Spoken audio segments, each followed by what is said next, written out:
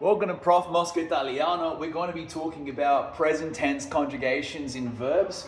My class at the moment is commentating over sports. And so they need to learn how to change verbs from being are, ere, and ire, as shown up here, into people doing actions. So for example, if you wanted to say the player kicks the ball, he kicks. Or you wanted to say the fans cheer, we need to know how to conjugate a verb. So if your verb ends in are, ere, or ire, you can be sure that it is an action, okay? That is without any argument. There will never be a verb in Italian that doesn't end in are, ere, ire unless it's been conjugated and changed and somebody's doing the action. If a verb has any of these at the end of it, it means to do the action. It hasn't got a voice yet. We don't have anyone who's actually doing it just yet. For example, this word ballare, to dance, okay, to dance. It means that nobody's doing the action yet. Cadere, to fall, also doesn't have a person doing the action yet. Because it ends in ere, it's just to do that action.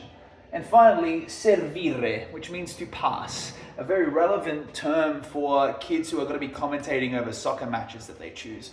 We're going to try conjugating these very soon.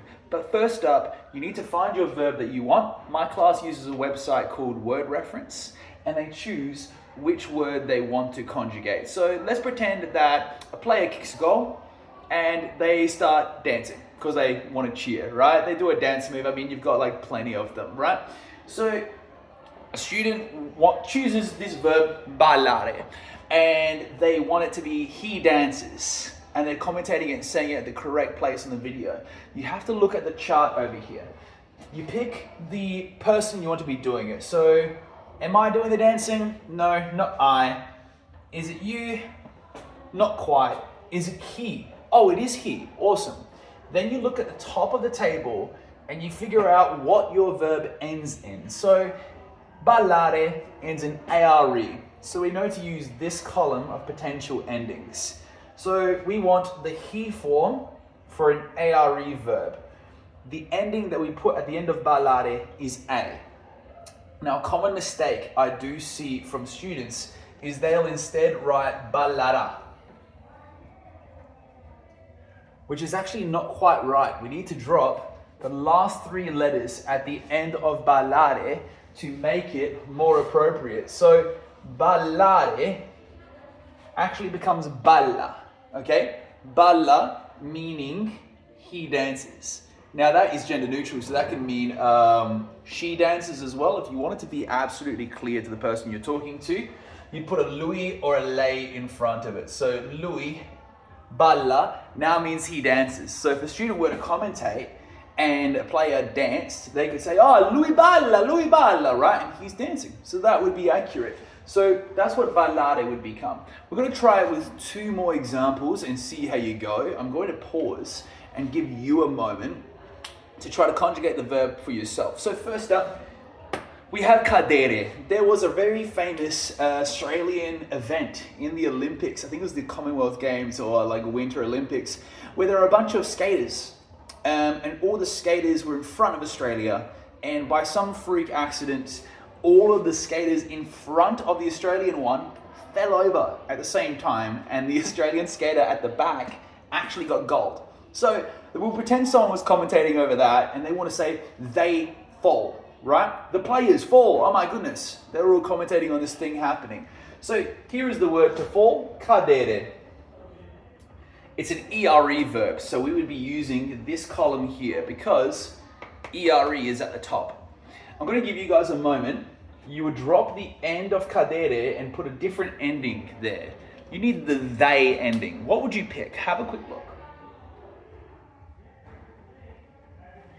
If you chose this verb here, or no, this ending, you would be correct. They fall would be cadono. Okay, cadono, meaning they fall. If a student said that right as the people fell in the video, that's an A+, okay? They're showing that they can conjugate the verbs really well. They've used this knowledge really well. So well done if you got that right. Finally, we have an ire verb. I've put one of each example so we can get the practice. Servire. This means to pass. A lot of students would be using this if they're commentating on a sport that involves passing, be it football, rugby, soccer, you name it, okay? So, we're gonna try it. Let's pretend the student is commentating over a game, except he has a bias, okay? He is talking about his team. And lots of the time when people are talking about their own team, they'll use we pronouns.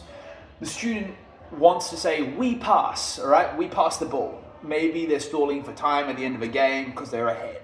And we'll say, we pass the ball, we pass it again. What would you put at the end of this word, servire? Remember, you have to drop the last 3 letters on this verb, and you need to use the ire column. What would you use to say we pass? Have a close look. You need to pick who's doing the action over here, and then you need to put the correct ending under ire. I'll give you a quick moment, have a look. If you chose iamo, and in your head you said serviamo, or maybe you're playing this in a class, serviamo, whoopsie daisy, I got a bit carried away. Serviamo, you would be correct. There we go, okay? So this is a basic introduction to Italian present tense verbs and their conjugations. It is super straightforward once you've gotten the hang of it. It does require a little bit of patience with this. There are some verbs that don't follow this pattern that we'll cover at a separate point. They're called irregular verbs. But for now, these are called present tense regular verbs. For my class, if you're doing this for your sports, you now get to pick the sport that you want to commentate over. And I would like you to put these kinds of things at different timestamps. So say they fall, if they all fall at the 0:30 mark, I want you to put a little bit of timestamp there so that when you do record yourself speaking, you know when you have to say certain verbs. Happy speaking, guys. I hope this is really helpful to you. Take it easy.